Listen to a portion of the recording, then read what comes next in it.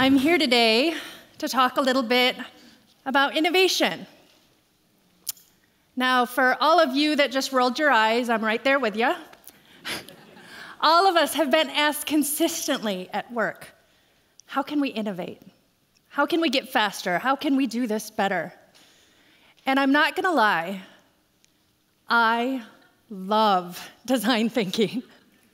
I love design thinking probably in a really unhealthy way.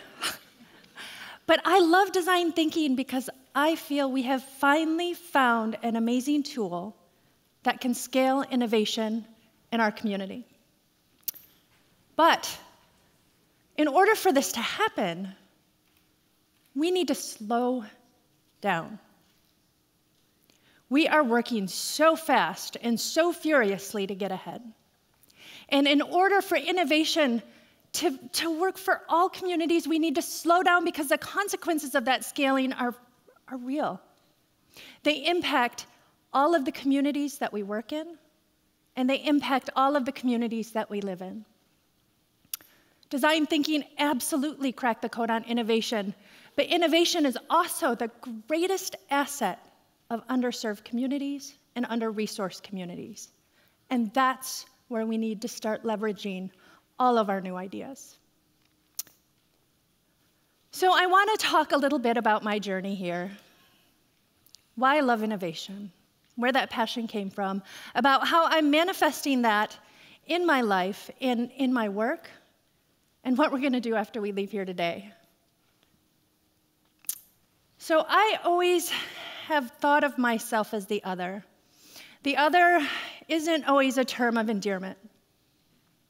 It's one of those terms that I've lived and a reality that sometimes I like to forget about.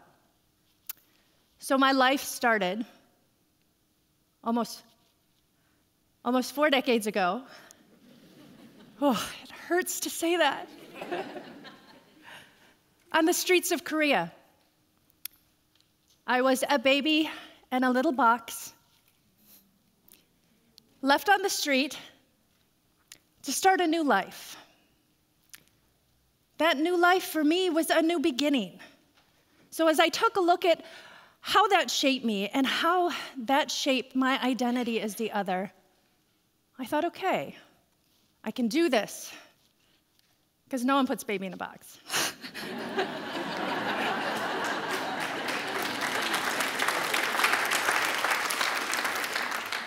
But that otherness seemed to trail with me. I was adopted and moved to Michigan into a family, and that family was fantastic. I mean, it is the Norman Rockwell picture of a family. And as much as I tried to fit in, and as much as I tried to embrace those Midwestern values and kind of blend in to that narrative, my ability to be that Midwest chameleon, that was not as seamless as I would have liked it to go. I may have wore the Oshkosh. I may have learned the nursery rhymes, but I was still the other.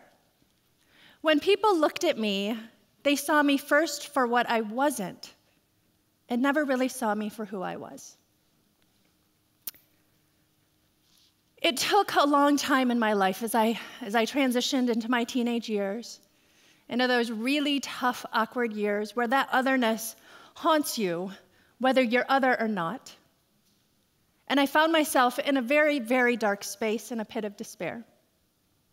I left my home at a very young age, and I started this journey of searching for who I was in a way that left me in poverty. I found myself homeless by the time I was 17 and back on the streets. And as I recall going up to strangers with nothing to my name, asking them if they could spare a dime, if they could spare $1, if they could do anything so I could eat that night, and watching the blank stares of people going by. And I realized in my short lifetime of 17 years, I went from being the other to being completely invisible. That's what poverty does to you. That frame of poverty isn't a frame that we realize exists every day for so many people. And as we innovate and as we talk about scaling, we're talking about that for a certain section of our community. But we're not talking about it for everyone. I started to try to turn my life around in various ways. I went to many agencies, different shelters, who gave me the compassion that I needed to break through this cycle. But even as I would go through grocery store aisles, then enrolled in college full-time, but also working a job full-time, I was racing from one thing to the next, just trying to make it through my day. And I remember back then, when I was younger, the food stamp system wasn't like it is now.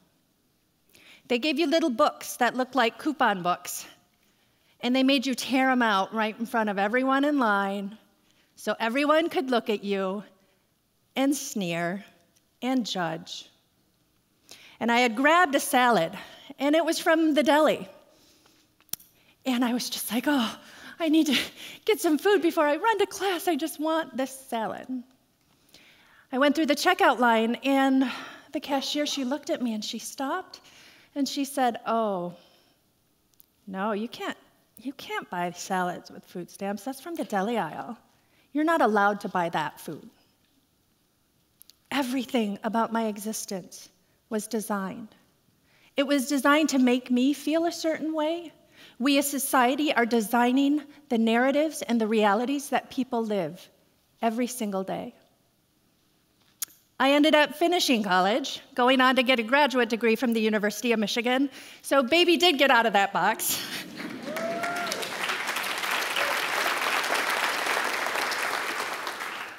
But I realized what I needed to make sure happened in my lifetime was that we designed a human-centered culture. So the pain and the suffering and the design of our culture shifted and changed for everyone behind me. Now, I was so lucky to get the call 3 years ago to come take a position at the West Michigan Center for Arts and Technology. This is a social innovation nonprofit organization that focuses on building a culture of opportunity for people to make social and economic progress in their lives and community.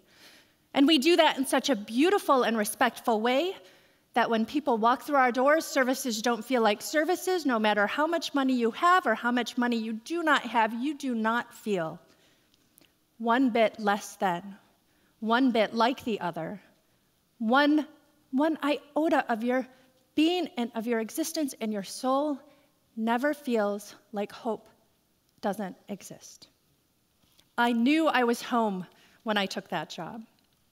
So we worked really hard at providing educational opportunities for students because we felt that that was at the root cause of poverty. So if we get to that root cause, and instead of scaling bigger and larger and faster, we went deeper with each of our families, we knew that we could disrupt that cycle of poverty, not just for one person, but for their children and their children's children.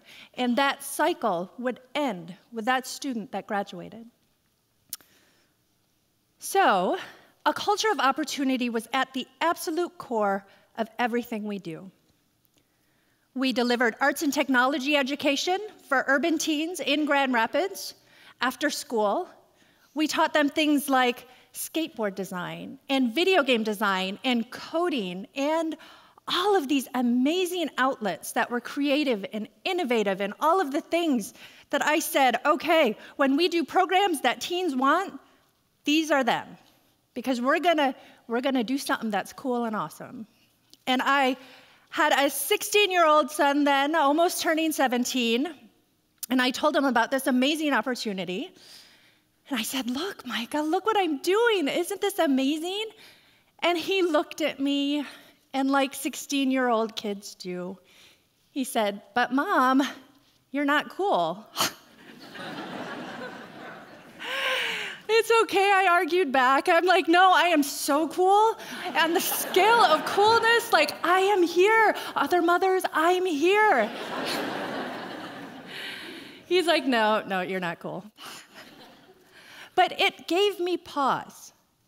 It was that pause I needed to say, oh, okay. So let's hypothetically think that I'm not cool. Just a little bit. What would I do to design a new solution for that? What we did then was start to think about how we could infuse design thinking into our pedagogy. Pedagogy being how we taught and how students learned. We flipped that both through training of our instructors, making sure they understood it really well, and to help you understand what design thinking is and what that looks like, I want to tell you a little story about one of the projects, one of the first projects that we did after we switched from that traditional educational model, which I consider that Bob Ross style of education, you know, the big hair, everyone painting happy clouds, not much interaction with each other, but having a really beautiful final product. So as we said, okay, we're going to do this design thinking thing. The team was amazing. They stepped up, they're like, we're all in, let's give it a try. So the first project we did was with our fashion design class. And our fashion design class, they were phenomenal. Before, they used to make shirts and pants and all of these great things to learn to craft and sew. When we switched to design thinking, it starts with a driving question. How might we? I asked the students, how might we change the world? Half of them said, you know, I really want to change the world by helping kittens and puppies. And I'm right there with them. I love kittens and puppies. And then the other half of the cohort said, I want to find a way to make that experience of homelessness just a little less crappy for kids. That was kind of a drop the mic moment for those other kids in the class. They all agreed, okay, we're going to tackle this homelessness issue together this year, and we're going to do it through a lens of design thinking. They started their empathy work, which is the first step in design thinking, by partnering with an organization locally called Family Promise.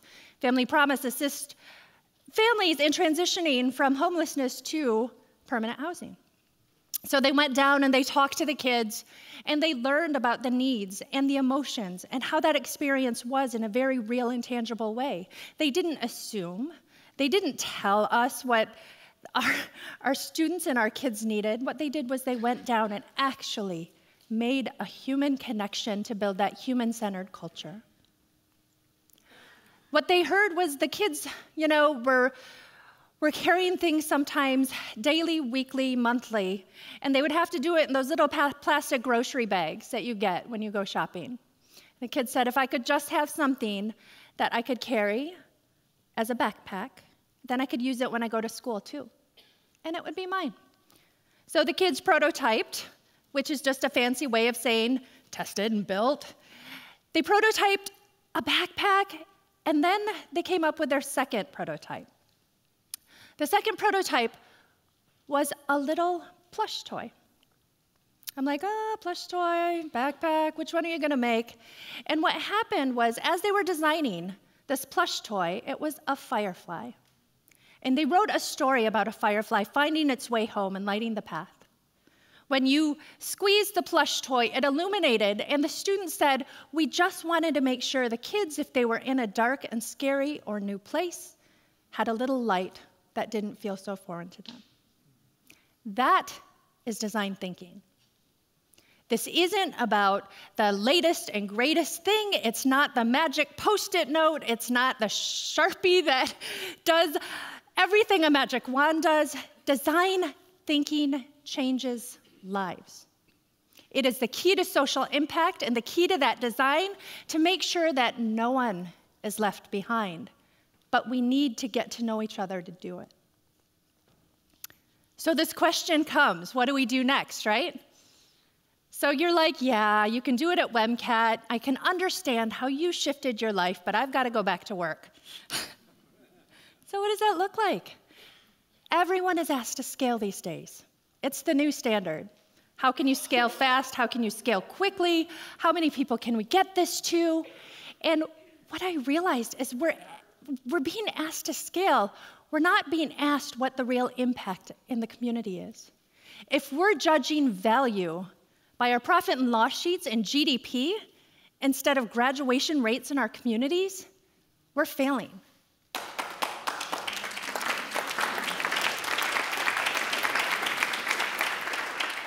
True innovation, and the innovation that we live every day, needs to think about everyone. If you're designing things, you're in the consequence business. And what are those consequences of the designs that you have? You have a chance to shape our future. You have a chance to make lives better. You have a chance to design something in a way that's so beautiful and allows everyone to live in our supply chain. And that power is within you at your desk every day. We just need to exercise it. This is where I always get people asking me as a nonprofit executive, if you could just act more like a business, you'd be more sustainable. I agree. I've taken those business principles. We've launched social enterprises. We've become lean. We've infused design thinking. But I have a challenge. For corporations, if you could just act a little more like nonprofits.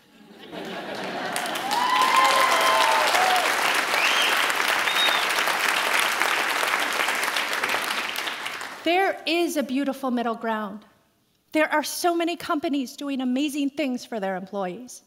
There are so many companies thinking about their supply chain. There are so many companies scaling in responsible ways. But we need to pause. That pause isn't always afforded to us, but it's a pause we need to make sure we're driving towards social justice and social change. And that's within our reach.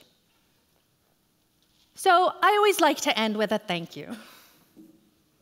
My life, my journey, everything I do is a love letter to my family. It's how I live. It's how I lead. It's how we, as a generation, can care about each other.